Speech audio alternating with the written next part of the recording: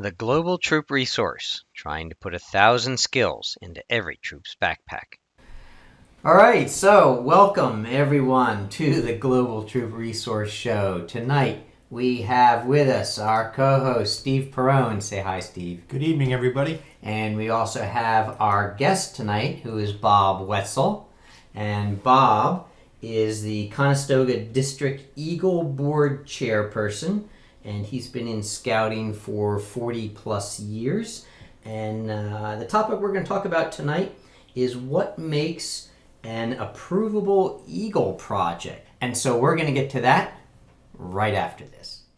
Hi, I'm Coach Scott. Welcome to the Global Troop Resource. We are members of Troop 512 based out of Springfield, Pennsylvania, Delaware County. Our mission is to become a go-to resource for cool tips and tricks and practical field-tested knowledge for parents and adult leaders worldwide. To this end, we host a website at www.globaltroopresource.com that contains videos, tips and tricks, documents, and more, plus a remarkable collection of merit badge PowerPoint shows. The PowerPoint decks are great, not only for teaching the merit badges, but also for recruiting parents to become merit badge counselors for your troop. All the advertising for the Global Troop Resource is by word of mouth.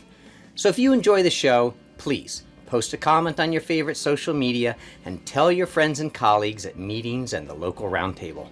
In closing, since this is being broadcast in Philadelphia, I'd like to make a special shout out to Troop 98, Troop 147, Troop 252, and Troop 1719. Keep up the good work and look for free resources at globaltroopresource.com. I'd also like to give a shout out to the organization PhillyCam. It's through them that we get to reach out to Philadelphia on the public access channels. If any scout is interested in TV or video production or the movie making merit badge, contact me or look them up directly. They are an amazing group of people ready to help. Truly, together we achieve more. Now, as we return to the show, allow me to plant this phrase into the deep recesses of your mind. The Global Troop Resource, trying to put 1,000 skills into every troop's backpack. And we're back. So, if you just joined us, we are with Steve Perrone and with Bob Wetzel, and our topic tonight is what makes an approvable scout project. So, Bob, tell us what makes a good approvable scout project. Well, the first basic thing is it has to show leadership. And that means you have to be able to plan and complete a project in a given amount of time. There's many other factors involved in leadership, but that's the basic one right there. You set a goal and you go forward.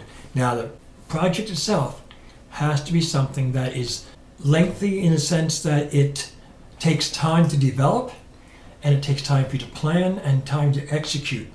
And it cannot be for an individual, it cannot be for the scouts, it cannot be for a business. And so you must be very careful what you plan. Bob, how many years have you been chairing the Conestoga District? Oh, about since 1994, so about 25 years. And how many Eagle Scouts do you think you've seen through that time? Probably over 300. Okay, 300. So that's rather remarkable. Yeah. So in addition to chairing the Eagle boards, the projects, you also chair the boards, correct? Right. You arrange the Most boards of for them. the Scouts. And how many people do we have in the district that approve boards? Three. Projects. 3 of them. And that's Okay. Jim Gardner and Paul Dallatour, who's the advancement chair, and myself. And when a scout contacts you, they'll give you a call, correct? Yeah, they try to contact me through email sometimes. I tell them no, they have to make a call in person. I don't like the electronic business right away. After we meet the first time, they can email me all they want. And they have to meet with you. This has to be an in-person meeting with either you, Yes. Paul, It or can't be done Jim. online, and it's not done usually in our homes. You say it is done usually in your homes or is not done in your homes? It is done in our homes, Okay. normally. I mean, there have been times when I've met scouts other places for good reason, but mostly in our home. Okay. And when they come to see you, when they make that initial contact with you, by then they have begun. They have the project thought out. They've met with their scoutmaster, their troop committee, and someone from the beneficiary. That's a So, requirement. Yeah. Before they contact me, they're supposed to have the signatures of all three people, beneficiary, scoutmaster, and the troop committee person. Have you seen much of an evolution in the workbook, the project workbook? Yes, it started out very loose 25 years ago.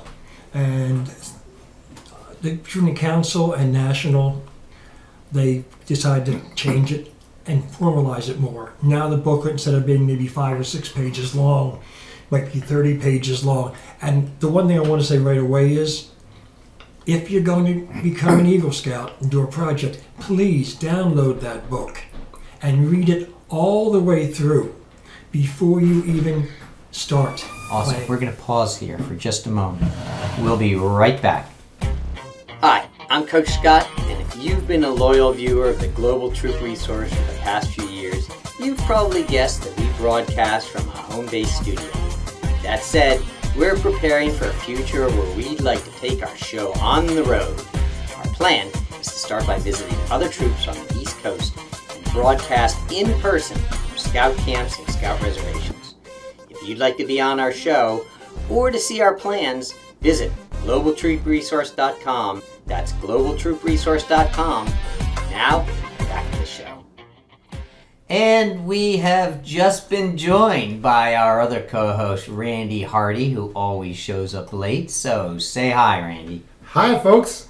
So we are back with Bob Wetzel talking about what makes a good Eagle project. So let's talk just a little bit further then, because one of our scouts just recently went through his board, Yes. and he had gone through and planned this flag retirement ceremony. Right. And he got his 3 signatures, and then he went to the district person, who didn't happen to be you, and was told it's not quite enough.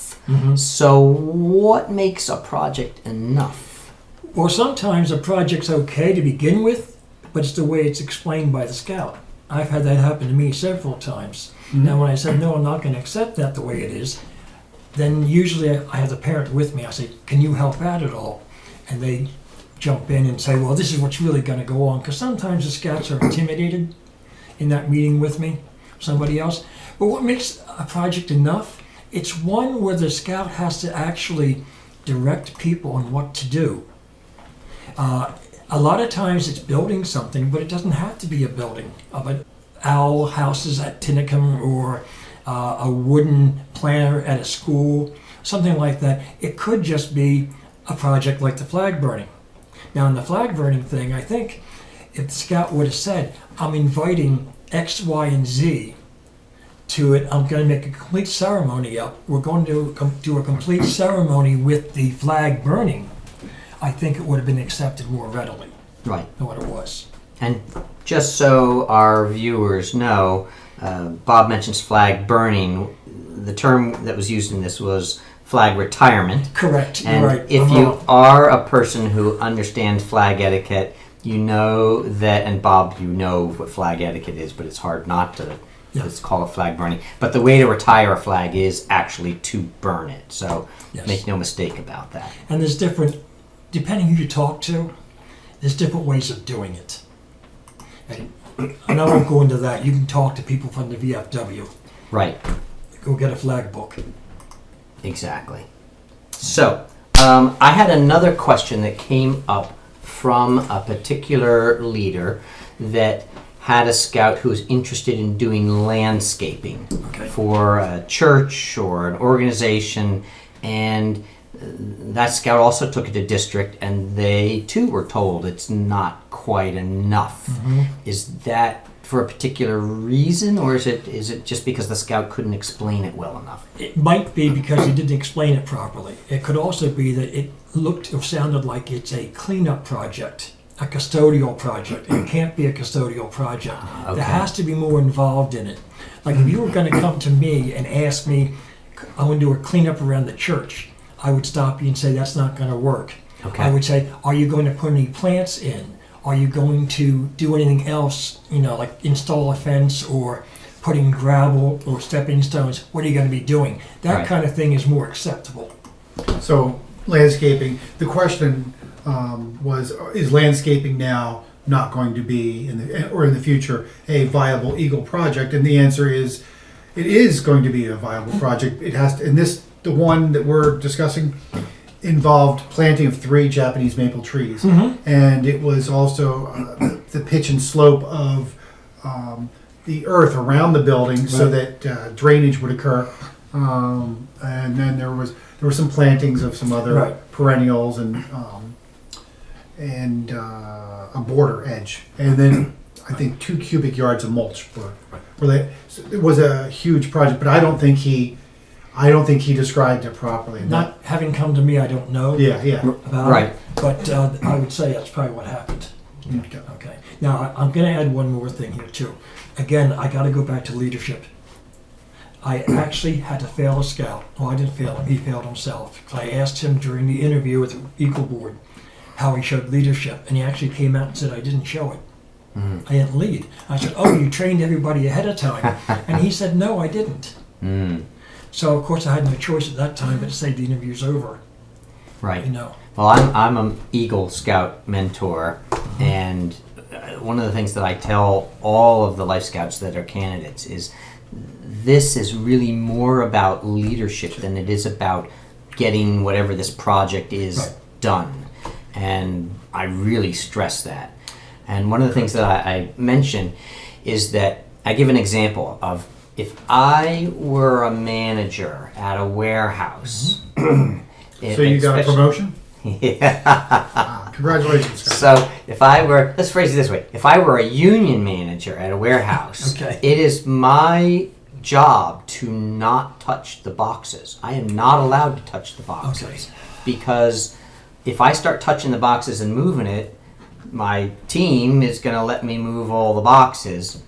And then I end up doing all the work. So my job is to lead the other people to move the boxes rather than move the boxes myself. That's true, but I'm also an advocate of leadership through example. And so I don't have any problem with the scout being involved with the project, but his main job is to oversee it. One of the things I ask the scouts to do if they have a large project is to break into the patrol method and train 1 or 2 other people to help him out. And then they run different areas and he moves back and forth. And of course he throws his expertise in. If somebody's not doing the right thing, he can sit down or kneel down in the dirt or whatever he's got to do and show them how to do it. Right. Okay. Because you can't always train for everything right away. Right. Now that's an interesting point. So do you think the Eagle candidate can train these other scouts in advance, or does he have to teach them during his project, or is it the accounting for the hours while you're working on the project? I would say it's in advance, but not in advance of my signature. Right. They can't do anything like that. Like before my signature or one of our signatures. You can't do any work on the project. Can't do any physical work on the project, but you do a lot of planning. Right. Or after that point, then he should be getting his people together and deciding how he's going to attack and complete the project. Interesting. Well, that's very neat. Bob, can you talk a little bit about the fundraising aspect of a Eagle project and what the scouts are allowed to do? Fundraising has gotten kind of complicated lately with things like the GoFundMe pages and selling things to do it. You can raise money towards your project, but that can't be the focus of your project. That's simply another resource. It's be like if I was going to build a wall, I would have to talk to somebody about how to make sure I made the base properly. And same thing with fundraising.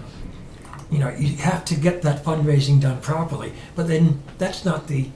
That's not the goal. Right. Yeah, the goal is going to be whatever you're doing for your project. So if, let's say you wanted to build a pathway in a park, you might raise money so you can get timber or crushed stone or something like that.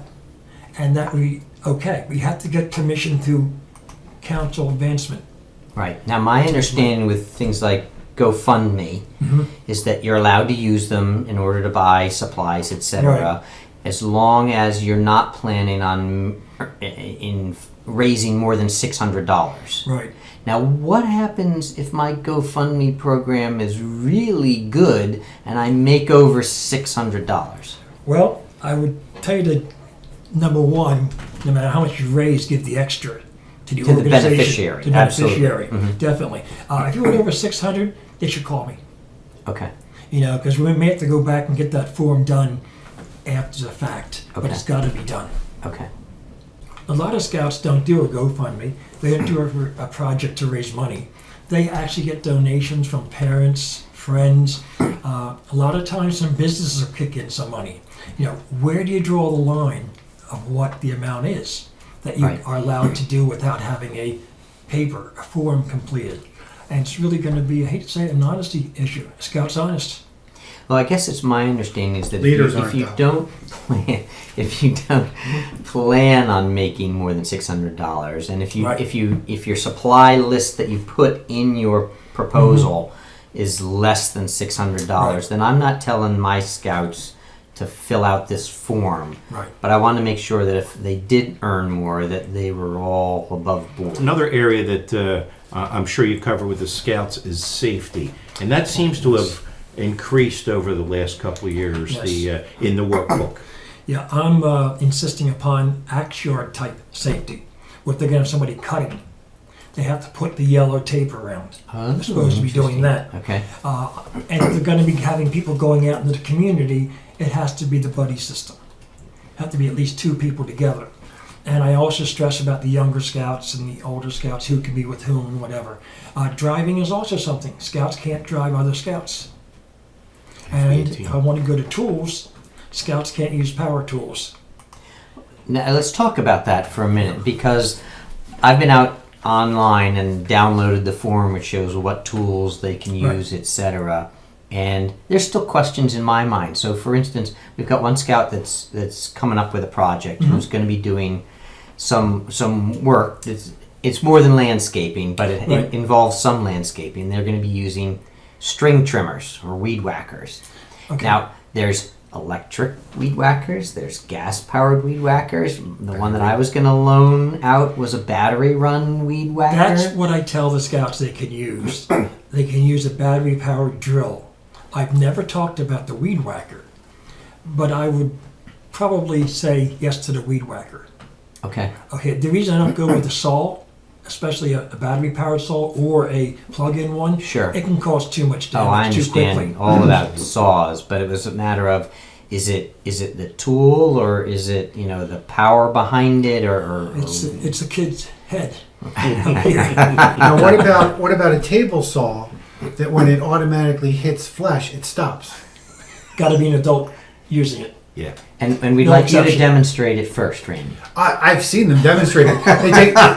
They use a hot dog and they put a hot dog right up to the blade, and there's not even a nick in the hot dog. Do you want to see a little nick about that? I got one right there. Did Scott teach you how to use a table saw? No, thank goodness, no. And I don't know what Scott's like building things, but Oh. The Well, reason we have these rules in place. I used to be very handy. So what else should we know about what makes a project a project? well, I'd like to start back in the very beginning, if you don't mind, and give a little commercial here. So we're going to rewind? No. I think it's really important for the scout leaders to know what a project is, because really they should not be approving anything that's not a good project. I've had scoutmasters say, "Well, it's your job to say yes or no to it," and I say, "No. Once you've signed it, you've given your go-ahead, basically. So now if it's up to me and I say no, that's the end of it. But you should be able to coach the scout into doing things, and that's really good. So what makes a good scout project here? It's one in which the scout can demonstrate, again, going back to leadership. And I think that's one of the focuses the scoutmaster needs to take. How are you going to show leadership in this project? Because if you can do that to the scoutmaster, who knows you best, hopefully you can do that with the board. Now, the other thing that I found interesting is that in reading the application is that the project doesn't have to create something that's lasting, Correct. which is very, very interesting. So what sort of non-lasting things might we be talking about? Well, I mean, and usually these are the ones that get most controversial in setting it up, like the flag retirement you talked about. I also approved a blood donation setup where a scout set up with the Red Cross, but he's the one who got all the people to come in and do things. And that's, not a lasting thing in a sense that the blood's going to be used quickly. So it's not lasting. Also, you can consider anything being done to a building, like painting church rooms. Right. That's going to last how many years? I don't know. Few. A church can make it last for 50. Other churches might have it done in 5. Right. Yeah. And I've actually had some people do projects that other scouts in the same troop have done before, but it had to be redone. And again, an example of that would be trails, going through parks, Right. things like The that. trails need maintenance. No matter how good you do it, it's going to erode. So those are not sustainable projects, but ones that can be done over and over again, and there's no reason why they can't be. It's still a service to the community. Right. Bob, in the past, you and I have talked about a couple of different projects that I personally have a problem with, and one of them was the scout that baked pies for homeless people. And what are your thoughts on that? Well, again, it goes back to how he's going to show the leadership in it. If he was going to bake pies by teaching people how to make put the ingredients together and mix it up, and then they've got to put them in the ovens and take them out, and then they've got to take them out to people. That's one of those non-sustainable projects. Right. It wouldn't be a good one, a great one, I mean. Yeah. But it could be acceptable if it's designed properly. But if it's going to be just a matter they're going to throw pies in an oven and take them out, no. Can't be like that. And how about coat drives? There's another one we've seen in the past. Yeah, we've accepted those in the past because they do something for individuals, not an individual, but a group of individuals. Same thing with doing, like during the Iraq wars, we had a lot of scouts do toiletries and things like that. Right, the packages. Packages going overseas. So you've got to look at those and again ask the scout, how are you going to show leadership? And if they can explain it and develop a system for it, we've accepted it because it's for the greater cause. Randy, Scott, what do you got? you put me on the spot. Yes. My humor is very ad lib. So, are you mentoring any particular scout? Well, of course, I'm mentoring a whole bunch of scouts. Am I mentoring any Eagles? Well, I'd like to think so, but I'm not, a Trail to Eagle advisor. Do you want to be? Oh heck no. No, I've seen what you have to go through, and now what he's telling me he has to go through. No. Now, there have been a few that I can say that I've been an advisor or a secondary advisor, and they've come to me and I've asked them, "What are you doing?" And the whole leadership thing, that was, I guess, intuitive to me. That's what they need to do. I haven't studied the Trail to Eagle. I do have a printout that I printed out a few years back. But I'm not as familiar with it as you. Certainly leadership. And that's what I try to do with the SPLs when they become SPL. I try to make sure that I know them. I know what their weakness is. And let me see if I can strengthen that a little bit. Yeah. One thing that I do when the scout comes, I make them bring a parent because it's too deep leadership. Right. But the other thing is I also am willing to I have invited scoutmasters or somebody else in the troop to come in and just sit there. And they're actually, when they come in, when an adult comes in with the scout for approval, they're actually part of the meeting. So if the scout can't answer a question, I don't expect them to answer all the questions I have. I just want to put the questions out so they can think about them. The safety issue is one of them. Right. And so I would be happy to have anybody come in who wanted to just view the process that I go through. Right. And generally I try and go with my mentee to this particular meeting, but there are often times when he schedules things that I can't attend. Yeah. But I've always thought, and probably incorrectly, that my job really is to keep my mouth shut unless a clarification is needed. At the board of review, that's true. Okay. But when we're going for the approval of the project, it's okay to speak as far as I'm Didn't know concerned. that, so that's good to know. Well, that's my policy, at least. I can't speak for Jim, but Jim follows what I do, and so does Paul. Okay. So they should be the same thing. Okay. Bob, what are some of the more memorable projects that you can recall that we've had from our district? Well, if you want the most memorable one, it was a 339 one. They went out to Don Guanella. Oh, yeah, I know the Remember one. this one? And I don't, so tell me. the young man developed a 9-hole miniature golf course on the grounds of Don Guanella, a school for special children. Mm-hmm. And he had dump trucks coming in, cement trucks coming in. He had arranged for all of this to get done. And they actually put together the 9 holes, wooden barriers, just like go out and pay $10 for it. Wow, that's awesome. Paul, that was the most memorable one that Yeah. I've seen done.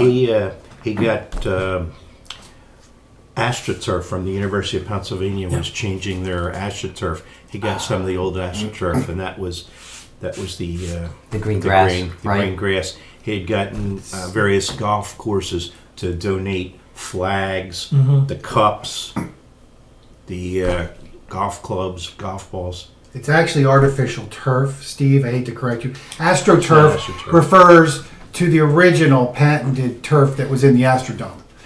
I So think it you're was- I correct. thought It was not AstroTurf was the stuff on the moon. You could be. No, AstroTurf is the lawn that George Jetson walks his dog on. Ah, that's right. AstroTurf. Yeah. Good one. Oh boy, yeah, that was one of the better projects. That was. I mean, there've been many Not great everything. ones. And I'll tell you another thing. That young man sent a thank you note to every person Yes. that worked on that project. That was the only time I've ever. He also had the TV Experience come. it. He also had ABC come in Yeah. and film part of it and put it on the news. So it was a good thing for scouting too. Yeah. Right. Okay, so we're going to wrap up right after this. Hi, I'm Coach Scott from the Global Troop Resource. I'd like to share with you some information about a nonprofit called the Education Alliance for Amateur Radio. These are the guys that I called to help my troop complete the Radio Merit Badge, and they are awesome. If you have any interest in running the Radio Merit Badge for your troop and are on the East Coast, preferably the Mid-Atlantic region, they are an excellent resource. They also happen to teach the electronics and electricity merit badges, but the Radio Merit Badge is their specialty. Their goal is to promote science, technology, engineering, and math education within organizations like the Scouts, plus communities like first responders and others who use or advance the use of amateur radio. Calling your attention to this nonprofit is just another way that Global Troop Resource is trying to put 1,000 skills into every troop's backpack. You can learn more at www.radiostemalliance.org.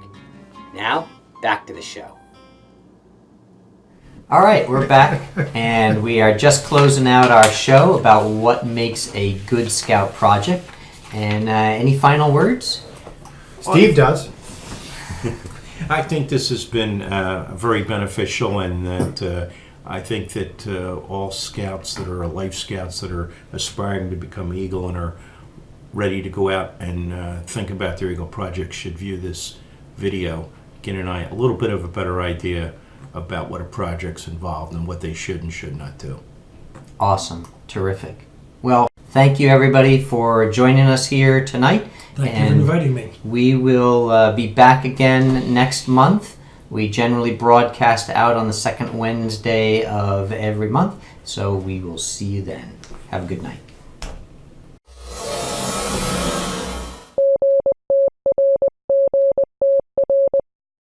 The Global Troop Resource, trying to put 1,000 skills into every troop's backpack.